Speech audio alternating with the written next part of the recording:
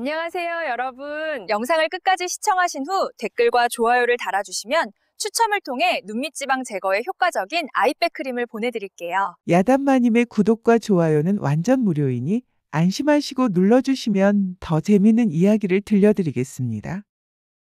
이야기는 음력 7월 해가 막 넘어가던 저녁 무렵부터 시작되었습니다. 여름밤의 무더위는 집안을 더욱 숨막히게 감싸고 있었습니다. 마님, 물 한 사발 드시지요. 꽃분이가 손수건으로 마님의 이마에 맺힌 땀방울을 닦으며 물을 정성껏 내밀었습니다. 며칠째 곡기를 끈다시피 한 경화는 혼백이 빠져나간 듯이 대청에 앉아 텅 빈 마당만 바라보고 있었습니다.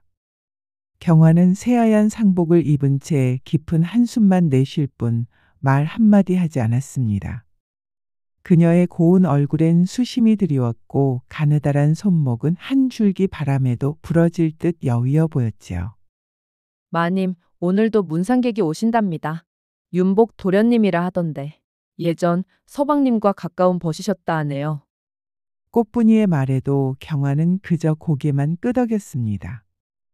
남편의 장례를 치른 지 아직 보름도 채 지나지 않았지만 사내들이 조문을 핑계 삼아 들락거리는 걸 보면 겉으로는 예를 지키는 듯해도 속은 뻔했지요. 그러나 그날 찾아온 사내는 분명 달랐습니다. 그의 이름은 장윤복.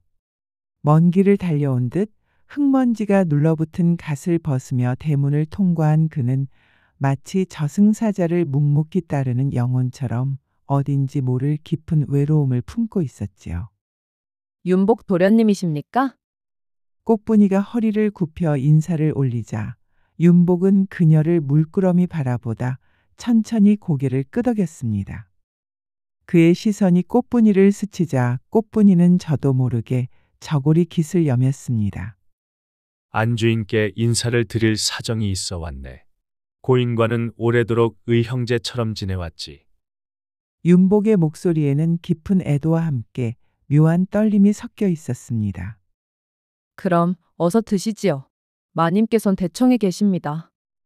꽃분이는 고개를 숙이며 길을 안내했습니다. 걸음을 옮기다 슬쩍 뒤돌아보니 윤복의 눈길이 자신의 뒤를 따라오고 있었고 이상하게도 가슴이 두근거렸습니다. 윤복은 차분히 고개를 조아리며 대청을 향해 천천히 걸어갔습니다. 그가 마루 끝에 다다랐을 때 경화는 고개를 들어 윤복을 바라보았지요.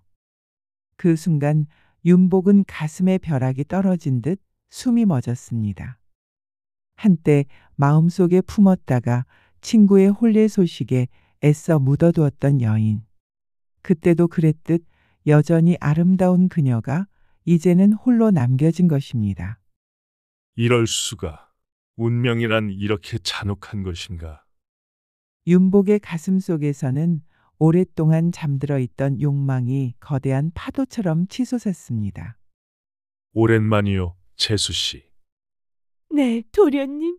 찾아주셔서 감사합니다. 경화는 몸을 일으켜 정중히 절을 올렸습니다. 고개를 숙일 때 출렁이며 흔들리는 그녀를 본 순간 윤복은 억장이 무너지는 듯한 충격을 느꼈지요. 땀에 촉촉이 젖은 목덜미, 땅을 향해 기울어진 살결, 은은히 풍겨오는 체온. 나는 경화 씨를 더 이상 재수 씨라 부르지 않겠어. 그 말은 끝내 입 밖으로 이어지지 못했습니다. 그날 밤 경화는 저녁밥도 거의 들지 못한 채 안방으로 들어갔습니다. 방 안은 숨이 막힐 듯 후덥지근했고 하루 종일 쌓인 마음의 무게에 머릿속이 점점 흐려져 갔습니다. 경화는 윤복이 자신을 바라보던 그 눈빛을 떨칠 수 없었습니다. 자신도 모르게 가슴이 두근거리고 오래도록 잠들어 있던 감정이 꿈틀거리기 시작했습니다. 아니야. 이러면 안 되는데. 서방님이 돌아가신 지 얼마나 됐다고. 하지만 그럴수록 더욱 또렷이 떠오르는 것은 윤복의 단단해 보이는 허벅지와 그윽한 눈동자였습니다. 마님! 마님! 꽃분이의 다급한 목소리가 들려왔습니다. 제대로 먹지도 못하고 잠도 자지 못한 경화는 정신을 잃어가고 있었던 것이지요. 경화는 축 늘어진 채 의식을 잃었고 꽃분이는 그녀의 팔을 흔들며 안타까워했습니다. 얼른 가서 사람을 불러오겠습니다. 윤복은 꽃분이의 다급한 목소리를 듣고 급히 방 안으로 달려들어 상황을 살폈습니다. 얼른 찬물을 가져오거라. 그리고 의원을 모셔오너라. 네, 의원이 옆마을에 있어 시간이 좀 걸릴 겁니다. 그동안 마님을 잘 부탁드립니다. 꽃분이는 찬물을 가져다 주고는 곧장 밖으로 뛰쳐나갔습니다. 윤복은 망설이지 않고 경화를 두 팔로 끌어안아 올렸습니다. 품에 안긴 그녀를 바라보는 순간 얼마나 억누르며 버텨왔는지를 생각하니 가슴은 미어지는 듯했지요. 그런데 문제는 다른 곳에 있었습니다. 경화는 땀에 흠뻑 젖어 속이 아스라이 드러났고 헐렁한 속치마는 어깨를 타고 조용히 흘러내렸습니다. 윤복은 급히 고개를 돌렸지만 몸 어딘가가 반응을 시작했고 속으로 스스로를 다그쳤습니다. 이러면 안 되지. 상을 치른 지 얼마나 되었다고. 그때 눈을 감고 있던 경화가 천천히 눈을 떴습니다. 도련님, 가지 마세요. 그녀의 목소리엔 간절한 바람이 묻어 있었습니다. 경화는 윤복의 두 손을 꼭 잡더니 그의 품으로 파고들었습니다. 윤복의 가슴팍에 얼굴을 묻은 채 눈을 감고 떨리는 목소리로 속삭였습니다. 이 몸이 너무 외로웠습니다. 그 속삭임은 윤복의 마지막 이성의 끝마저 녹여버렸습니다. 윤복은 말없이 그녀를 품에 안고 한참을 있었습니다. 경화의 숨이 목덜미를 스칠 때마다 몸 전체에 전율이 흘렀지요. 그리고는 조심스레 그녀의 숨결을 따라가며 떨리는 손으로 상복 고름을 하나씩 풀기 시작했습니다. 난 정말 당신을 오랫동안 원해왔어. 너무 내 욕심만 생각하는 건 아닐까. 걱정이 되는군요. 윤복의 속삭임에 경화는 고개를 저으며 답했습니다. 저도 도련님과 같은 생각입니다.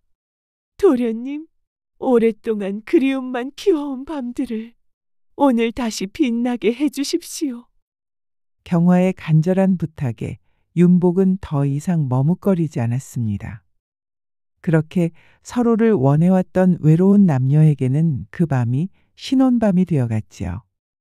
새벽녘 창틈으로 스며든 희미한 빛에 윤복은 문득 눈을 떴습니다. 경화는 아이처럼 평온한 얼굴로 잠들어 있었지요.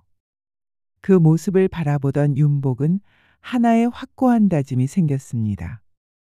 이제는 이 여인을 외롭게 두지 않겠어. 윤복이 안방 문을 조심스레 닫고 나왔을 때 마당에는 아직 새벽 이슬이 맺혀 있었습니다. 행랑채에서는 가마솥에 불 지피는 소리가 희미하게 들려왔지요. 윤복은 마당 한가운데 멍하니 서서 모든 일을 꿈처럼 아득하게 느꼈습니다. 자신이 친구의 아내였던 경화를 품에 안았다는 것. 그것이 하늘의 죄를 짓는 일이었는지 운명의 인연이었는지 판단할 수 없었습니다. 하지만 단 한 가지는 분명했지요.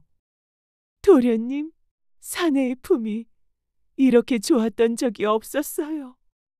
그 감미로운 한마디는 윤복의 귀 깊숙이 박혀 사라지지 않았습니다.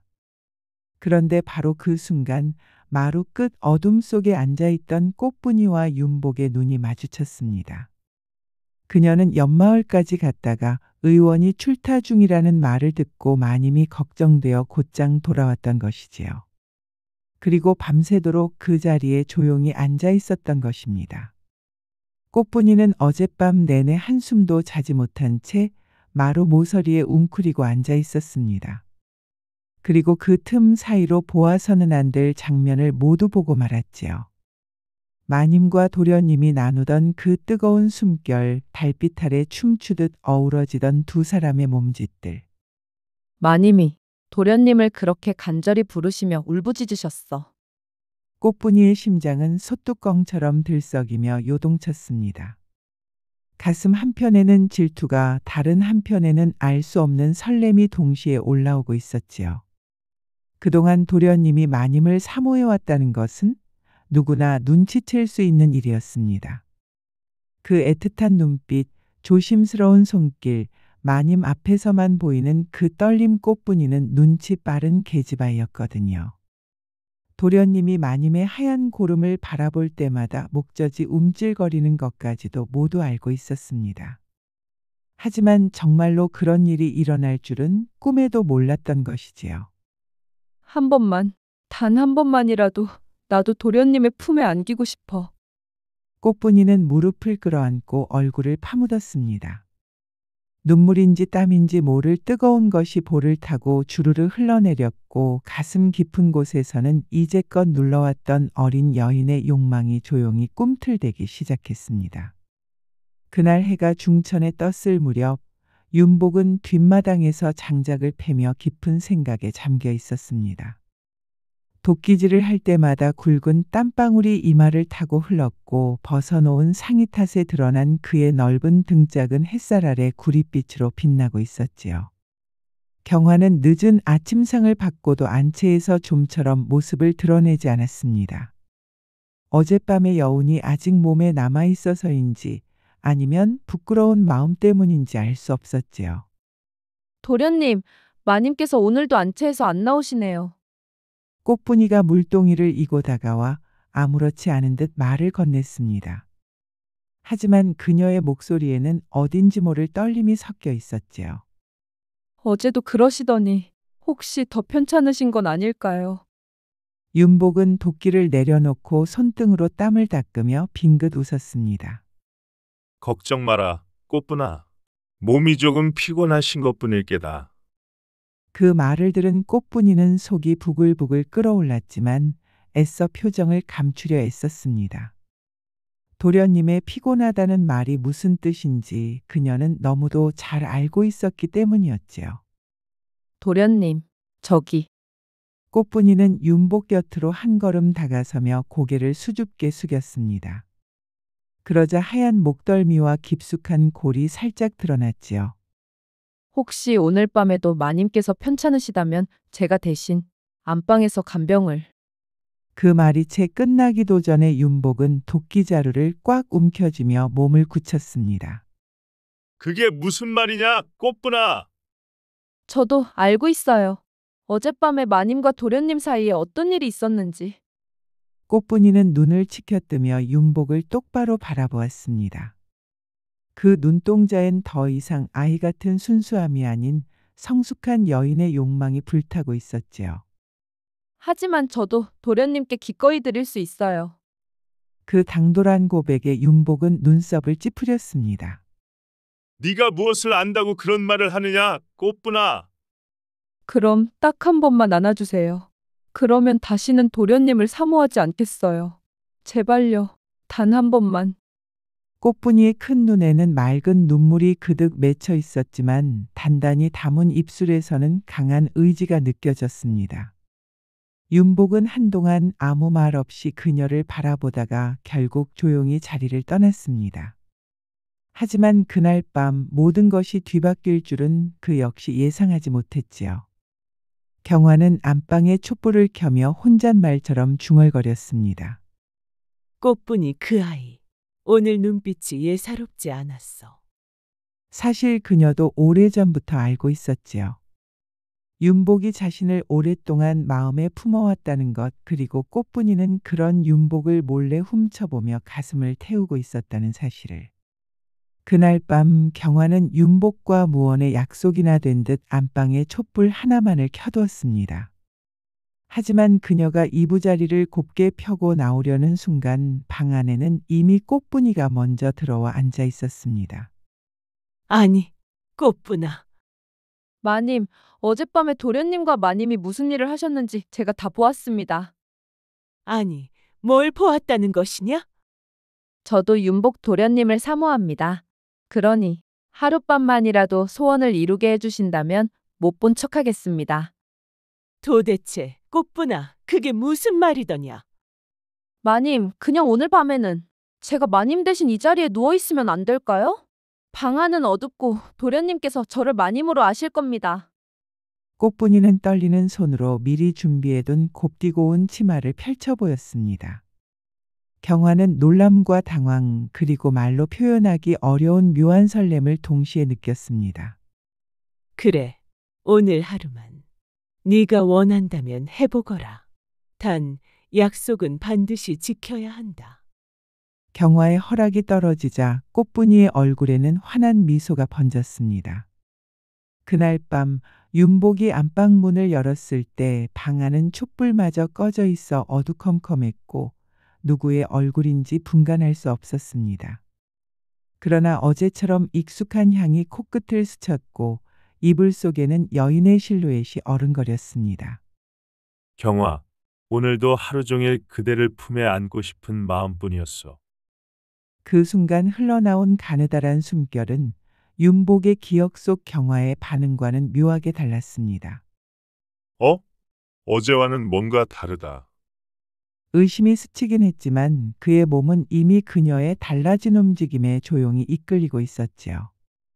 다음 날 아침 윤복이 문득 눈을 떴을 때 그의 옆에 누워있는 여인은 경화가 아니었습니다. 꽃분이? 윤복의 놀란 목소리에 꽃분이는 조용히 이불을 걷어내며 당당하게 웃음을 지었습니다. 도련님, 저 어땠나요? 마님보다 못하지는 않았지요? 윤복은 잠시 말문이 막혀 아무 말도 할 수 없었습니다. 그러고는 서둘러 이불을 끌어올려 그녀의 몸을 덮어주며 자리에서 일어섰습니다. 바로 그때 방문 앞에 조용히 서 있는 경화의 모습이 눈에 들어왔습니다. 경화, 괜찮아요, 도련님.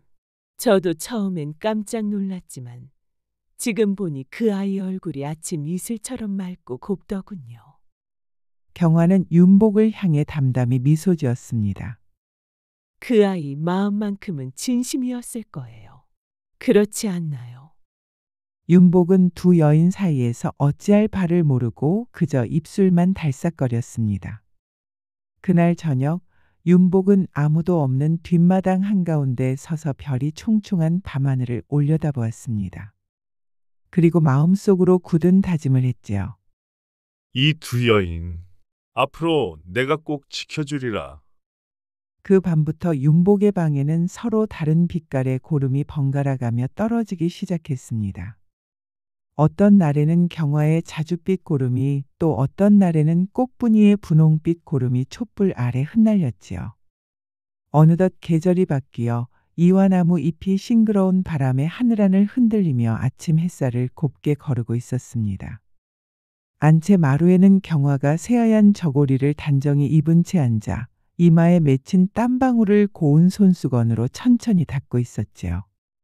그녀의 그윽한 눈동자는 멀리 장독대 옆 상의를 벗고 장작을 패는 윤복의 우람한 등짝을 향해 고정되어 있었습니다.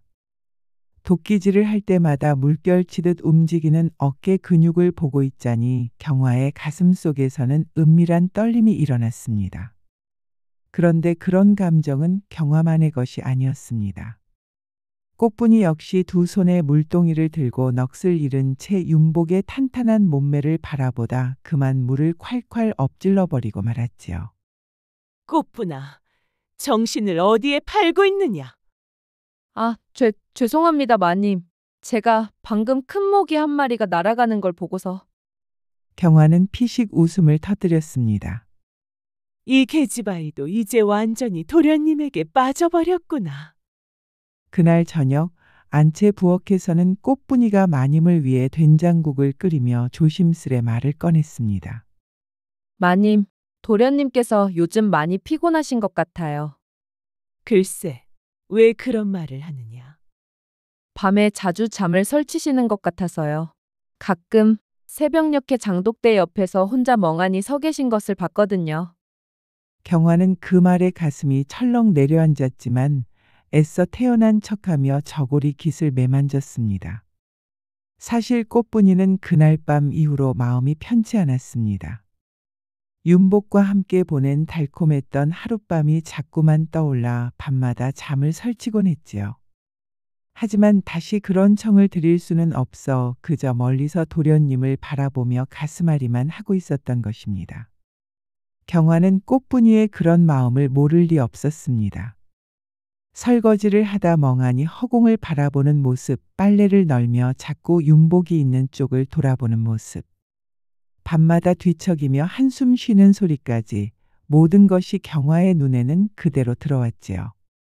어느 날 밝은 밤 경화는 촛불을 끄고 이불을 정성스레 펴다가 문득 손을 멈췄습니다. 그리고는 조용히 꽃분이를 불렀습니다. 꽃분아, 이리 와 보렴. 예, 마님. 오늘은 꽃분이 네가 도련님과 밤을 보내거라. 꽃분이는 깜짝 놀라며 눈을 동그랗게 떴습니다. 마님, 그게 무슨 말씀이신지? 도련님도 너를 그리워하고 있는 게 눈에 보이지 않니? 경화는 미소를 지으며 꽃분이의 어깨를 토닥였습니다. 오늘 밤만이야. 도련님께는 안방으로 오지 말라고 말씀드릴 테니. 그리고는 윤복이 올 시간이 되자 마루 끝으로 나가 조용히 말했습니다. 도련님, 오늘은 이리로 오지 마세요. 무슨 일이라도 있으신 겁니까? 윤복의 당황한 목소리에 경화는 깊은 한숨을 내쉬었습니다. 오늘은 꽃분이가 당신을 기다리고 있어요. 그 말의 진심을 알아챈 윤복은 한동안 말없이 서 있다가 천천히 고개를 끄덕였습니다. 알겠소. 가세요. 그 아이가 얼마나 애타게 기다려왔는지 당신도 알고 있잖아요. 바로 그때 꽃분이가 안방 문 앞에서 조심스럽게 고개를 내밀며 말했습니다. 도련님, 마님께서 오늘은 제가 모시라고 하셨어요. 윤복은 경화를 한 번 더 바라본 뒤 말없이 고개를 끄덕이고 조용히 꽃분이를 따라갔습니다. 꽃분이의 방은 크지 않았지만 아담하고 정갈하게 꾸며져 있었습니다. 이 향은 무엇이냐? 제가 직접 달인 약초향이에요. 마음을 편하게 해주고 숨결을 맑게 해준다고 하더군요. 윤복은 감탄하며 부드럽게 웃었습니다. 정말 별걸 다 배우는구나. 도련님을 기쁘게 해드릴 수 있다면 세상의 모든 기회라도 익힐 수 있어요. 소녀에서 여인으로 막 피어나고 있는 순간 그녀는 윤복 앞에서 한 송이 꽃처럼 맑고도 은근하게 피어나고 있었지요. 오늘은 제가 위에 올라가겠어요. 그날 밤 꽃분이는 몰래 익혀둔 기회를 조심스럽게 시도해 보였습니다. 윤복은 그런 그녀에게서 새롭고도 따뜻한 감동을 느꼈지요. 꽃분아, 너와 함께 있는 것이 정말 즐겁구나. 도련님이 기뻐하신다면 저는 무엇이든 할 수 있어요. 그 이튿날 아침 경화는 이미 마당에 나와 정성스럽게 바느질을 하고 있었습니다. 도련님, 오늘은 어제보다 얼굴이 더 붉어 보이시네요. 윤복은 부끄러움에 아무 말 없이 고개를 숙였습니다. 괜찮아요. 그 아이도 이제는 완연한 여인이더군요. 경화는 온화한 미소를 띠며 말했다가 잠시 눈을 감고 깊은 숨을 내쉬었습니다. 하지만 오늘 밤은 제 차례입니다. 아시겠지요? 윤복은 천천히 고개를 끄덕였습니다. 그리고 밤이 찾아왔습니다. 윤복이 안방으로 들어섰을 때 그녀는 나직한 목소리로 말했습니다.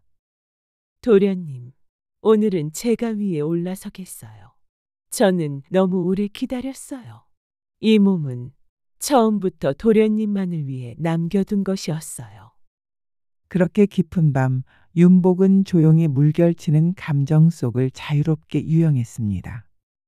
그리고 새벽이 다가올 무렵 경화는 포근히 안겨 조용히 속삭였습니다. 이제는 우리 사이에 질투나 허락 같은 건 없어요. 그냥 언제나 돌아와 주시기만 하면 그걸로 충분해요. 그렇게 윤복은 두 여인 사이를 오가며 어느 한 사람도 포기할 수 없다는 것을 날이 갈수록 절실히 깨달아갔습니다. 이 몸이 둘에게 나누어져도 아깝지 않다면 더 바랄 나위가 없겠소. 어느 날 해질 무렵 경화는 꽃분이가 정성스레 데워온 따뜻한 물에 발을 담그고 족욕을 하며 조용히 말을 건넸습니다. 요즘은 네 얼굴에 웃음이 끊이지 않는구나. 꽃분이는 정갈한 찻잔을 마님께 건네며 수줍게 고개를 숙였습니다. 도련님께서 저를 가끔 보살펴 주시니까요. 모든 게 마님 덕분이지요. 경화는 고개를 돌려 꽃분이의 발그레한 얼굴을 가만히 바라보았습니다. 그 눈에는 질투도 미움도 아닌 애틋하고 쓸쓸한 기색이 어려 있었지요. 꽃분아, 예, 마님. 내가 말인데 요즘은 도련님이 밤에 들어와도 전처럼 긴장되지 않는구나. 그게 무슨 말씀이신지? 왜 그런 줄 아느냐? 꽃분이는 고개를 조용히 저었습니다. 경화는 쓸쓸한 미소를 머금은 채 말했습니다. 네가 낮에 먼저 그분을 받아주고 있으니까. 그 덕분에 나는 밤에 더욱 마음 편히 안길 수 있는 것 같구나. 그날 밤 윤복이 안방을 찾았을 때 경화는 향초를 피워놓고 작은 붓을 들고 무언가를 적고 있었습니다. 무엇을 그리 정성스레 쓰고 계십니까? 도련님이 저를 찾아오시는 밤마다 제 마음속에 일어나는 일들을 한 글자씩 남겨두고 싶어 이렇게 붓을 뜹니다. 저에 관한 이야기입니까? 경화는 은은한 미소를 지으며 천천히 붓을 내려놓았습니다. 그렇습니다. 그런 순간들을 고이 간직하고 싶어서요. 그 애틋한 고백에 윤복은 한동안 말없이 그녀를 바라보았습니다. 도련님, 예, 부인. 오늘은 어제보다 조금 더 천천히 안아주세요. 제 심장이 당신의 속도를 따라갈 수 있도록 부탁드릴게요. 그 간절한 부탁은 윤복의 귀에 더 부드럽고 깊은 울림으로 다가왔습니다. 며칠 후 꽃분이는 장터에 심부름을 갔다가 돌아오는 길에 한적한 골목의 작은 서점에서 신기한 책 한 권을 발견했습니다. 책 제목은 금옥비전이라 적혀 있었고 표지는 검은 비단으로 정갈하게 쌓여 있었지요. 내가 이 책으로 밤의 기술을 익히면 꽃분이는 상상만으로도 얼굴이 붉어졌고 그 책을 품속에 조심스레 안은 채 집으로 돌아왔습니다. 그날 저녁 꽃분이는 무언가 단단히 마음을 먹은 얼굴로 윤복에게 조심스럽게 말을 건넸습니다. 오늘 밤에는 제가 도련님께 새로운 걸 보여드리고 싶어요. 또 무슨 기회를 익혔느냐? 저도 도련님을 더 기쁘게 해드리고 싶어서요. 그녀는 다소곳이 무릎을 꿇었습니다. 그리고는 마치 고양이처럼 유연하게 몸을 낮췄습니다. 금옥비전에 따르면 이 자세는 여인의 등줄기를 따라 생명의 기운이 흐르게 도와준대요. 도련님은 그 흐름을 따라 천천히 올라오시기만 하면 돼요. 그것은 윤복에게도 익숙지 않은 어디선가 들은 듯 신비롭고 낯선 방식이었습니다. 꽃분이는 부끄러움에 두 손으로 얼굴을 가렸지만 조용히 마음을 열고 윤복을 맞이했습니다. 꽃분이는 아침마다 금옥비전에서 새로 익힌 동작을 비밀 일기장에 하나씩 정성스레 기록했고 경화는 밤마다 붓을 들어 윤복과의 사랑을 시처럼 곱게 써내려갔습니다. 그리고 윤복은 낮에는 꽃분이의 청아한 숨결을 들으며 눈을 떴고 밤에는 경화의 부드러운 손길에 이끌려 깊은 잠에 들었습니다. 어느 날 꽃분이는 마당에서 빨래를 널다가 조심스럽게 입을 열었습니다. 마님, 오늘 밤에는 제가 안방에서 기다려도 될까요? 경화는 꽃분이를 물끄러미 바라보다가 온화한 미소를 지으며 천천히 고개를 끄덕였습니다. 그래, 오늘은 내가 도련님을 너에게 양보하마. 하지만 내일 아침이 되면 다시 내 차례라는 것 잊지는 말거라. 이제는 그런 모습이 이 집안의 일상처럼 자연스러워진 지 오래였지요. 경화는 마루 끝에 단정히 앉아 가을꽃을 따며 그 모습을 조용히 바라보다가 고개를 천천히 떨구었습니다. 그녀의 가느다란 손끝엔 자줏빛 봉선화 물이 곱게 스며 있었고 저고리 소매자락에는 수고로운 일상의 땀이 고스란히 배어 있었습니다. 오늘도 또 네 차례로구나. 혼잣말 같은 중얼거림이 그녀의 입가에서 스르르 흘러나왔습니다.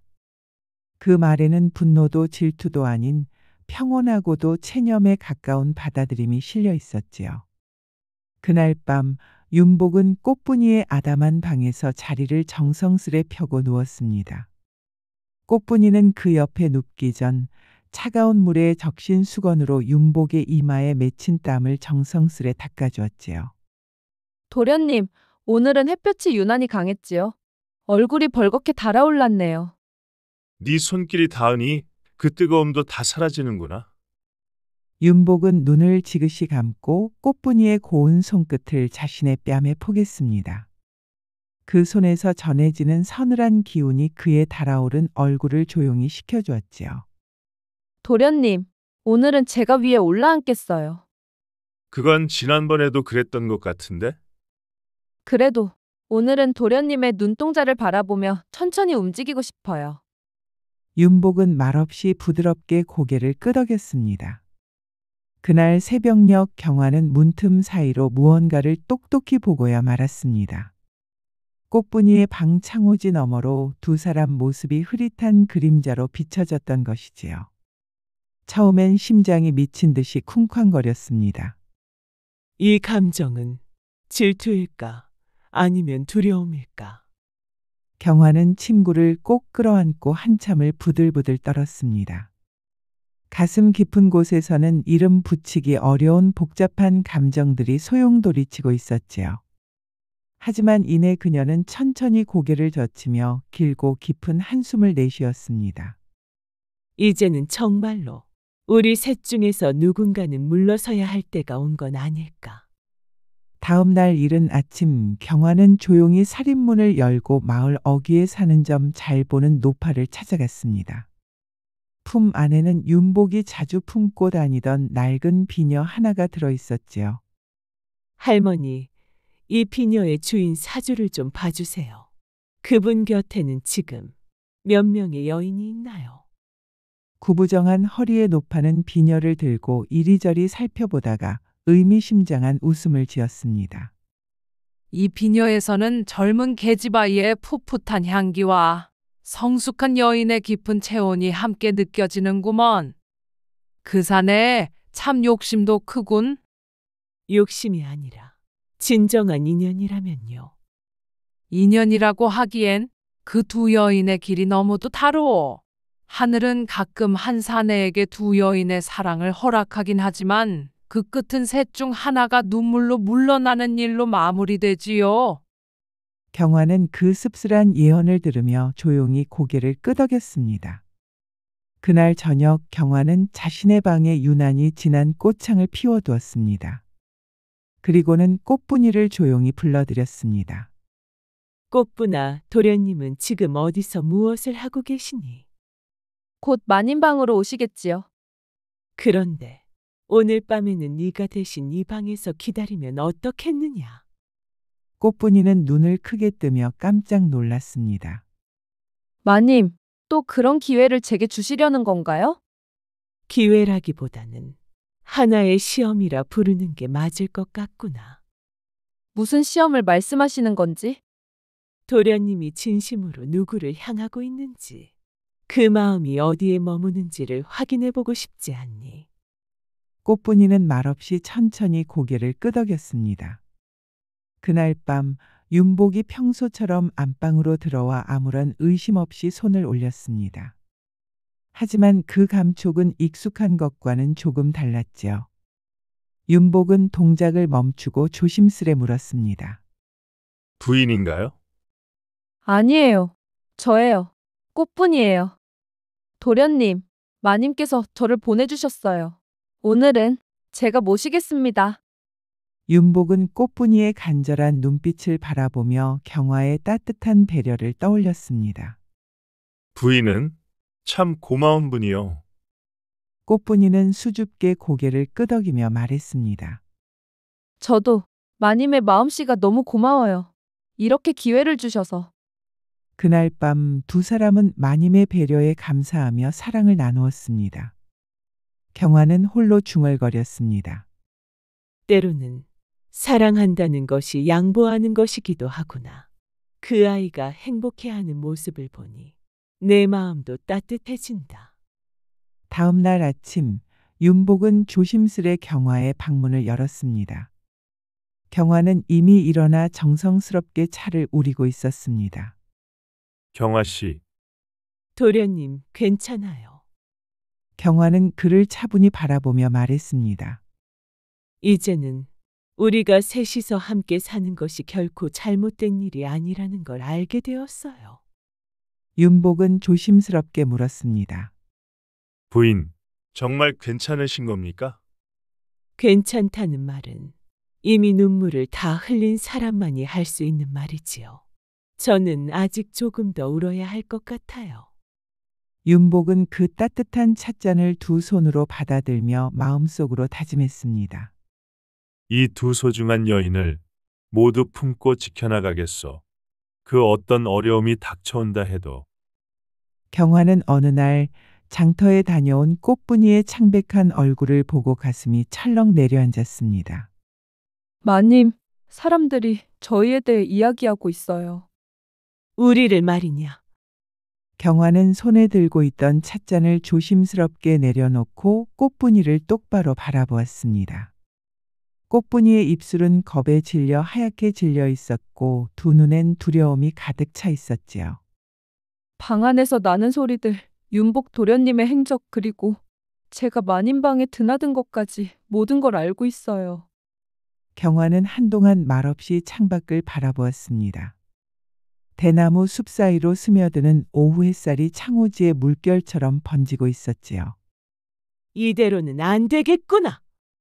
그녀는 깊은 한숨을 내쉬며 말했습니다.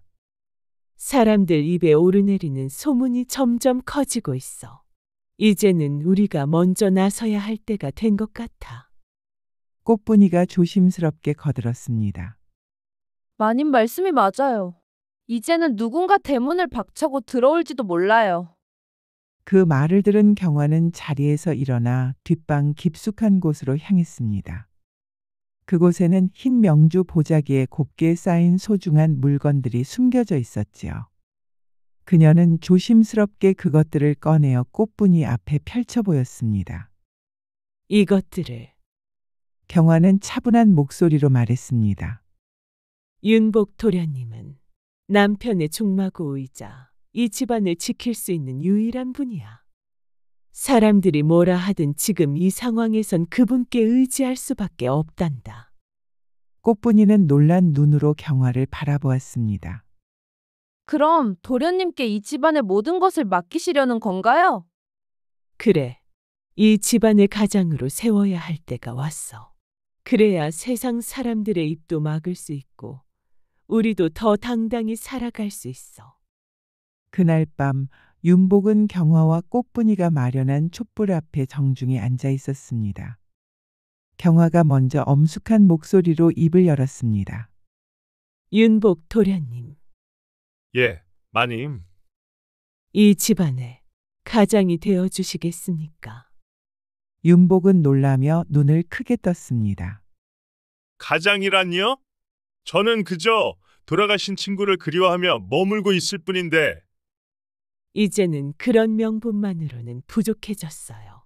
세상 사람들 앞에서 이 집안을 책임질 이름이 필요합니다.